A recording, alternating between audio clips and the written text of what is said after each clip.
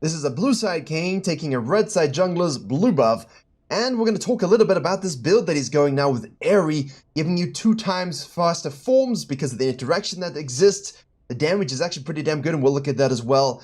But also, it's just a lot of the runes receive nerfs. We'll talk about this later, and this is actually ending up pretty damn good, especially with the damaging nerfs to red KAYN trying to get that form. So let's have a look to see what we can do with this late invade overall, and see what we can do against this Lee Sin. I just don't understand why you don't watch your entrances and prevent this stuff. This should all be covered up by basic good level jungling. However, what we're here to talk about is this 65% odd win rate build that kind of goes away from the Duskblade Axiom architect that we're seeing mostly. Ghostblade is still good, guys. It's really, really useful. The lethality bonus is absolutely huge. People think, okay, look, it was a small buff. It's not going to change a lot of things. Well, sometimes all you need is to tip something very subtly and it falls over the edge, and we all understand that. So the Lee Sin, topside gaming, if it would swap camera angles, thank you so much, is over here. The KAYN now decides to do blue gromp. Why? When you do blue gromp, if Lee Sin shows top lane very early or whatever, or maybe he shows up in your blue buff because you've warded this for vertical jungling purposes, hey, I can do the wolves and have a full quadrant under my control, or I can fall back to my camps, and whatever camp I take next gives me level 3, right? Buff plus an edge camp in the Krugs, or of course, the gromp. So the Lee Sin's going to show up here and realize, my camps are gone, unlucky. And on the coaching channel, and on the main channel video coming later in the week, or the same day as this is released, the Graves and Platinum that I'm coaching long term, that was silver for 9 years, and now he is in fact Platinum, thanks to Virkayu.gg purposes, he was invaded like this from a Lee Sin as well. Literally the same thing, except the Lee Sin went buff, da buff, da buff, and stole everything. But then, he reacted perfectly, and was able to take over the game, and the invading Lee Sin was screwed. KAYN finishes off his quadrant here and goes topside. Lee Sin now has to think about it. Did he start my blue, or did he start his red and then take the blue afterwards? This would change. So the invade is better if you actually start their buff. I would never go red Krugs into the blue. I think it's unholy stupid. But the Lee Sin has nothing else to do. So most high elo junglers and challenger junglers know that when you are in the situation and you realize your stuff was taken, you can do nothing about it. All you can do is unleash yourself. All right, I better get on the map and actually do stuff, get some kills. The Braum really doing some work here. Nice shield, not quite enough. And the brand falls, but the Lee Sin is forced into this action, whereas the KAYN's like, I'm relaxed. If I can take 2 of your camps, get a full clear here, and finish this off before or around 4 minutes, still get an RNG scuttle, maybe gank this, and of course, because I know this respawns at 355-ish, hey, maybe I can take that as well. There are a lot of options. Boom, 4 or 2. He's slow. That was slow for Lee Sin. Lee Sin's always slower than the regular timers, actually, which is quite interesting, but yeah. The Lee Sin will know this and understand that this is a possibility, so he's gonna go and gank mid lane after taking the Skull Crab, force a flash it from Aurelion Sol. KAYN's going to take this one. It's too late for to go to this, but maybe, why would you think this is still up? If you want help implementing this information into your own game, I have a free jungle improvement resource as well as a dedicated program where we have jungle video courses, jungle coaching VOD libraries that has weekly free video content seen nowhere else, as well as Q&As and patch note rundowns, as well as a private jungle Discord. And if there's one thing I'm good at, it's converting junglers to gold, to emerald, to diamond, to master plus. If you want to climb faster than anyone you know, jungle div every game you play, click the link below or head to Virkayu.gg. Lee Sin, why would you think this is still up? There's no ways this is ever still up, and of course you face checked the KAYN who unloaded a full combo on. Now he's gonna stick to you, get all the orbs and kill you. Beautiful. Beautiful. And that's why I hate when people are like base form KAYN is really base form KAYN is absolutely fine when it comes, like, he just beat a level 3 Lee Sin. Yeah, he's level 4, but he just took it to him easy, no items, no differences whatsoever. And now we get the second spawn raptors as well. This is where KAYN is supreme. Obviously you gotta be careful here with Cassiopeia. She's a tough one to kind of dive, and you know Lee Sin's coming out of the base here with 2 levels up, so we gotta be careful. But we get the orbs, Brand is rotating, and now we just basically go up and try and run away in the other direction. Huge level 1. I told you, I don't like these invades. But when you do it correctly and well, without any resistance, then it can really... I wonder if he would have gotten out. I do recommend you kind of go here. You know, it just gives you a bit of extra time if you can to base. But he's able to skip anyway because he's KAYN and he can break the rules of the world by going through walls with his E. Total and utter control over the Lee Sin here. Magnificent early start. So if you can get this for free, and they have no idea, and then you do this whole quadrant quickly, then you take this quadrant, take this, they're really stuck with what to do. The Lee Sin should have known this is most likely down. I think he should have hit the Scribe's Bloom to confirm and made sure he defended his Raptors. There was no need to face check and die against the KAYN. Now, here's what KAYN's interesting. He can do whatever the hell he wants. Lee Sin might assume, okay, the Kayn's camps are up on the bottom side. Maybe he goes back down to the bottom side. Tries to take my blue quadrant. Maybe he just does his red and goes up. The Kayn says, look, there's a bit of a difference between my Grump and my Wolves because I stitched together the blue and the Grump. So what I'm going to do is take this, this, and this, knowing that the Lee Sin cannot counter jungle anything here, and he's going to path downward to protect these camps from me potentially going back there. Therefore, I will match him in terms of pathing. Because I have serrated Dirk here plus my mana crystal, my Tear of the Goddess, I can start to already heavily snowball. Brahma's Giga roaming here. Cassiopeia will now get altered by Aurelion Sol, which misses. Miasma grounds us, which is a bit unfortunate because no one plays Kayn to be grounded. I think we all know that one. Lee Sin finishes his camps and says, whew, glad I got control of those. Now, he's going to go and venture in the river. Kayn obviously here can move back down. We got the blue buff that we can invade. This gank sets that up. Ashe is being pushed in by 2 people bottom lane. Maybe we can goon squad this. Lee Sin will be here 100%, but are we strong enough? We got level 6 from the war kills. We are ready to go. Hello, Lee Sin, out of position. Bottom lane's out of position. Brand does kill the Ashe as expected, but the Brand has no summoner spells. That was summoner spells. I was going to say it rolling my R, and instead I just rolled the entire word, but we'll take that kill too. 1-0-0. These are the games I like. You go to my main channel, look at some of these videos that I've made out about how to play this current meta, including one of my own Zyra examples. I'm like 0-1-0, but I'm level 7. Enemy Lee Sin is level 5. I have like a 60 CS lead on him by like 12 minutes. You can really take it to enemy junglers when you outpass them in this current meta, and the Kayn has done that here. It's not necessarily about the kills, it's just about the general impact, right? So, although we are actually 2-0-0, it's just a bug, I think, with the Airy rune set causing the issue over here, but yeah. So we're 2-0-0, not 1-0-0, excuse me, and now I've actually gotten it to work by pausing the replay and just moving things around so that we are accurately portraying the state of the game at this stage. You're welcome, for those of you who are slightly confused. Like me. Cassie's out of mana. We are now sitting in the river here. We do have R. We can maybe look to do something, but I don't really think we need to chill too much. I think we could have just fallen back into our red side quadrant. 1162 cash money gold. Yone 0-1-0. Brand was just roaming because that's what he can do. Lee Sin most likely could decide, hey, you know, maybe I should do this Herald to snack it away, but did Kayn go back to base to come here? Did Kayn fall back to this? Did Kayn, like, he doesn't know what Kayn's doing. And he straight up loses, and he needs to get level 6 as soon as possible, and the bottom lane is doing this to the Lucian. Here comes the Brand, he's going to try and do something. He does have flash soon. 5 seconds. What's the probability he tries really hard to do something with flash? Good. Very good, that's what we expected. He at least got one, which is what we're hoping. Kayn decided to do his red into Krugs, which means he's actually able to rotate over to this, which, you know, you might be thinking, let me go back to base for that Herald, but free kill, free form. Right? There you go. Lee Sin now's on the top side, could have been doing this Herald for such a long time. Kayn goes in for the trade here again, orbs for the Lucian, but, you know, we already have it, so, well, there we go, now we have it, so it's not, like, 933, we could get that anyway. I'm not really seeing, you know, I wouldn't compromise myself too much, obviously, but it is a rune set you can go, and obviously Sork Tree is pretty decent. Now we do know that he should be on it. His whole team is there to support him, and the Brand has magically ended up topside again. This is the most roaming I've ever seen from a Brand in my entire life. Basically, he's using the jungle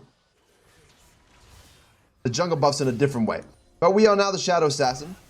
We now have an ultimate, which means we can WQ together and say, hello, Brand, you're level 5. I'm going to make sure you don't get to live very long. Quinn does the knockbacks. Doesn't really matter. This guy's going to die. Quinn gets pushed back a little bit. 4-0-0. Now, remember the builds. Ghostblade, Mana Moon, Edge of Night. Edge of Night is critical against comps like these, but it's also good in a lot of cases anyway. You get movement speed to go in. The Edge of Night, combined with the Ghostblade into the Mana Moon, is the win rate. That's the build. Like, those 3 items specifically built in that order, Ghostblade, Mana Moon, Edge of Night, is what gives you this high win rate, because the utility of Edge of Night in terms of the spell shield and the HP is not to be denied. People like to talk about, like, hey, you just go Shieldrolders, Surrolders. Sure. You could do that. So Shieldrolders technically works, but we won't get into that right now. The utility of the spell shield itself is massive. I know a lot of people have been memeing Edge of Night, but I don't know why.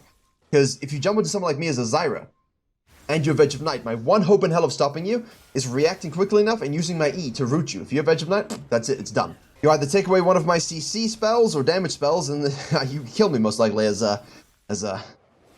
dead again.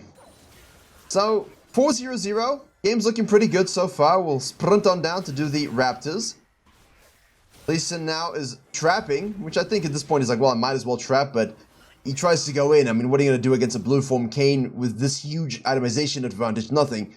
He doesn't have much to do, and this is the whole point about the early rotations, early ganks, early counter junglings.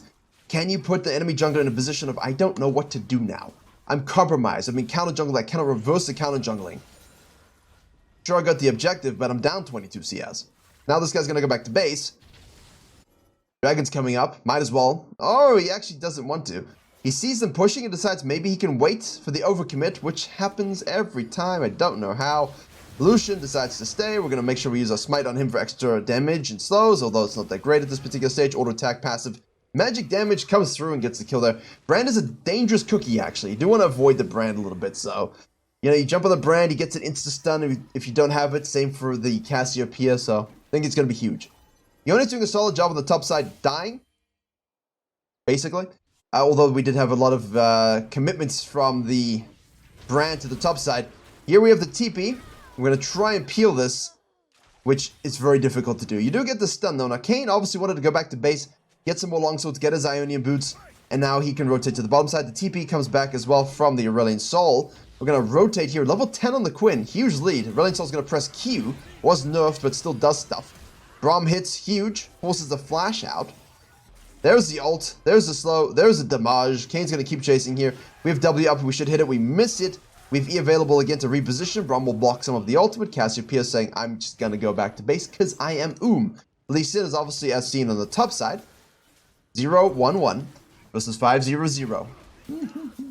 The utility of movement speed is also not to be denied. Lethality bonus is cool, but everybody likes a good bit of movement speed. So we'll do this dragon up. Nice and easy. Scuttle Crab as well, unless we see something we can actually do about the Brand. It looked a little wonky there, so. Mr. Space Dragon.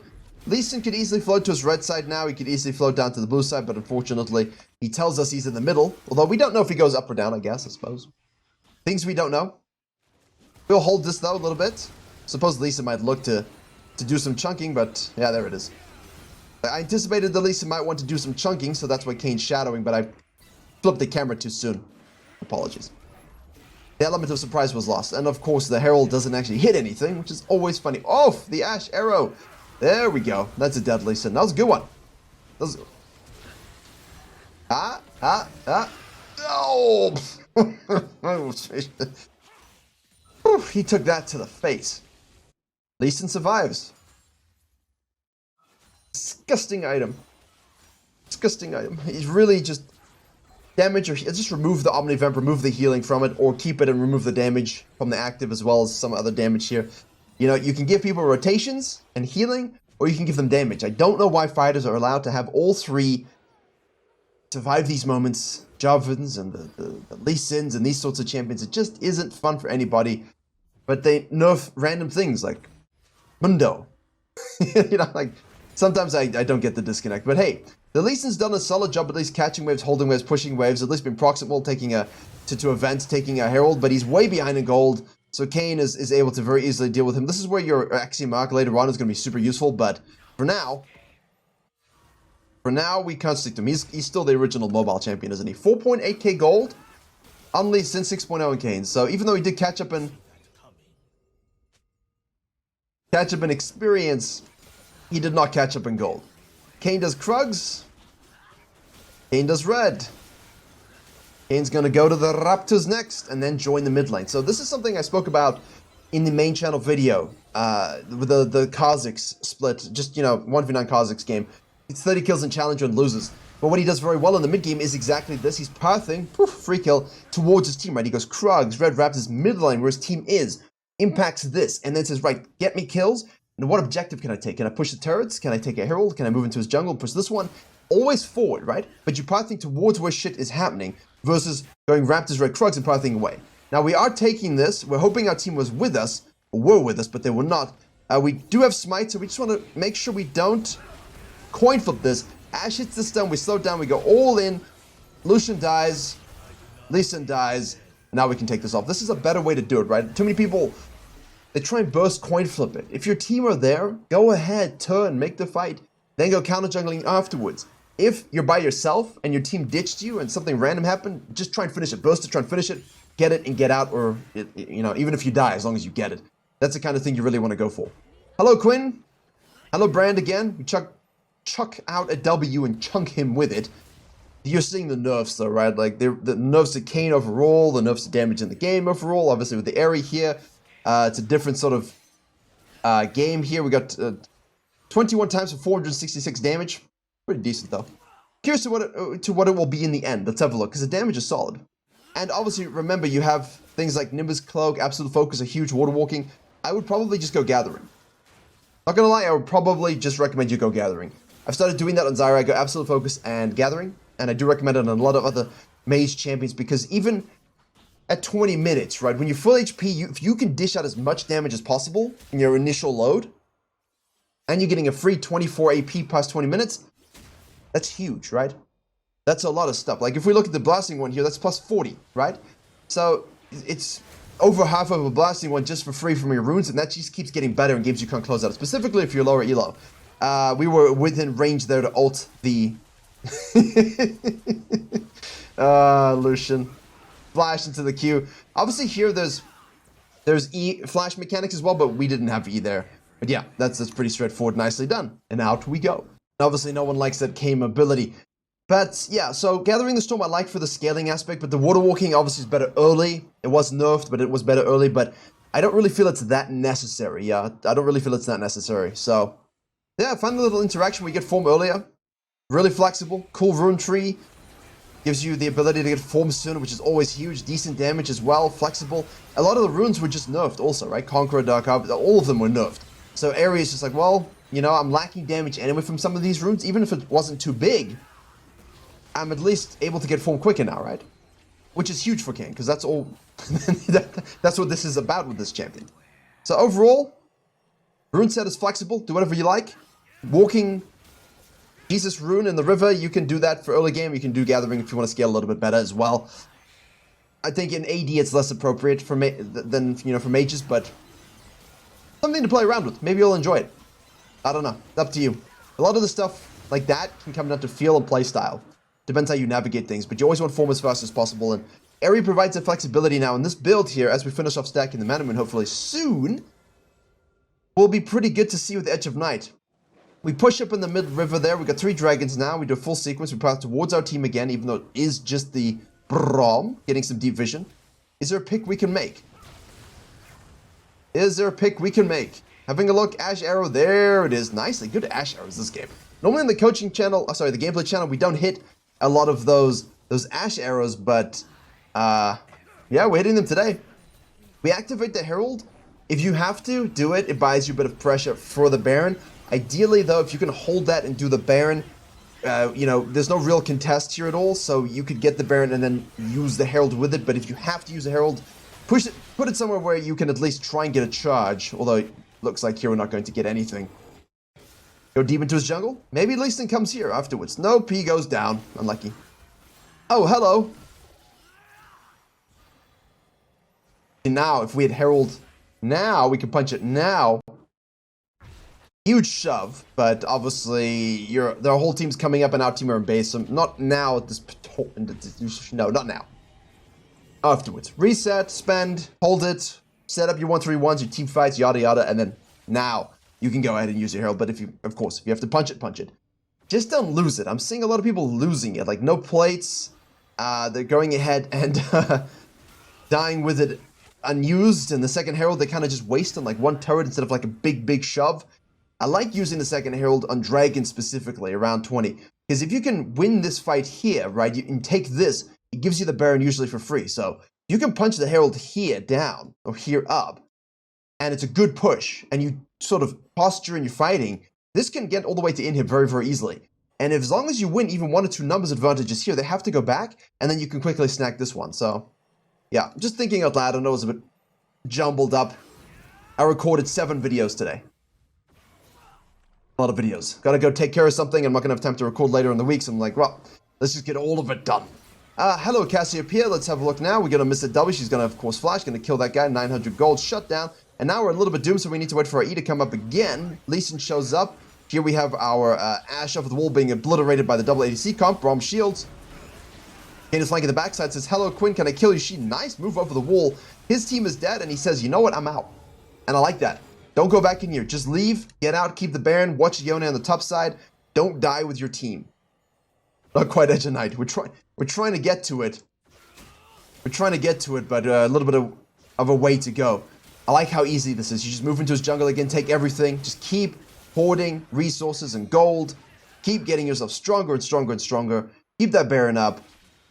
Yeah, bad throw at the bottom side there. Bad throw. Okay, we see the Brand out of position. Doesn't seem like anyone else really wants to help him. We aren't able to connect them. When we cut the wave, here's Quinn. E up in 4. We ult to get out. We'll have E again afterwards. Maybe, there we go. Double W into a double Q, into an auto attack, into a flash over the wall. Repositioning with our E to heal up a little bit. We see here on the flanking the Lee Sin.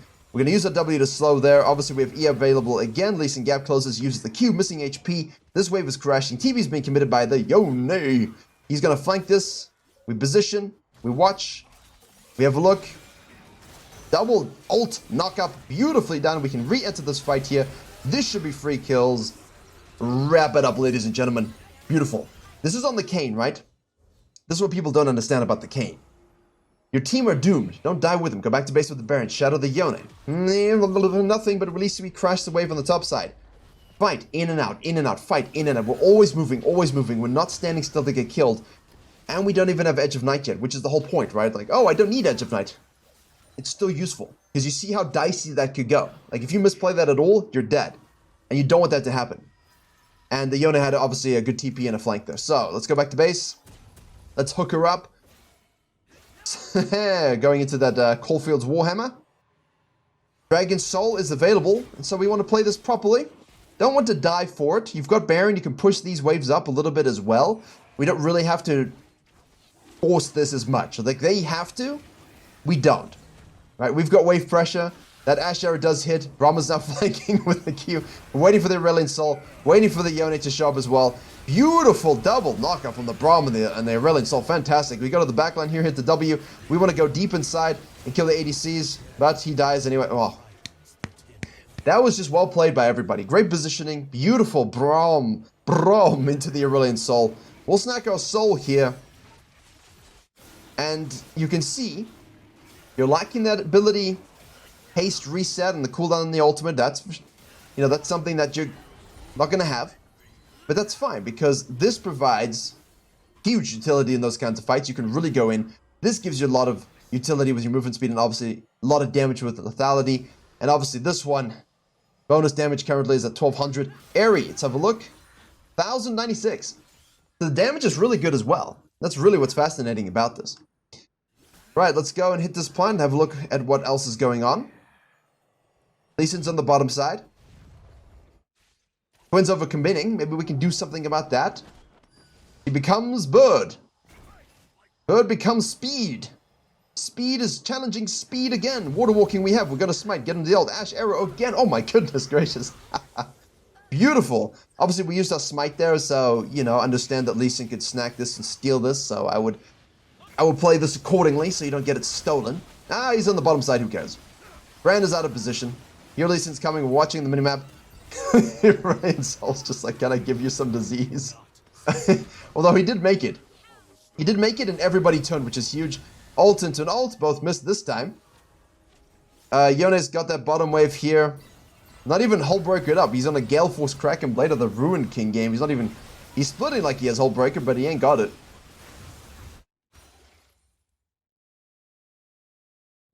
Well, he used to live. He no longer live no more. The Rylai's from Aurelion Soul is just... This champion, even though... not even on Strat, I'm not even going to watch it. We know what was happening. It's so boring. Such a cool champion ruined by this disgusting rework that everyone hates to face. Looks horrible to play. Just, oof. Either way. KAYN build. Airy. This is the true blue-purple build. Yeah. I like it. Quick form doesn't really change that much, but obviously if you are a bit more fisty than he was, you can get it sooner, yeah, with that double interaction, obviously. But the damage is great. Double form stacking is always good, which means you get more. Like, if you are attacking a little less, then than maybe other Kayns would have to. The Aerie kind of offsets that, right? So that's always nice as well. You saw him really forcing the orbs around the bottom lane there. Asher, again, beautiful. Huge damage. Huge utility. Huge mechanics. Great build. Thank you very much for watching.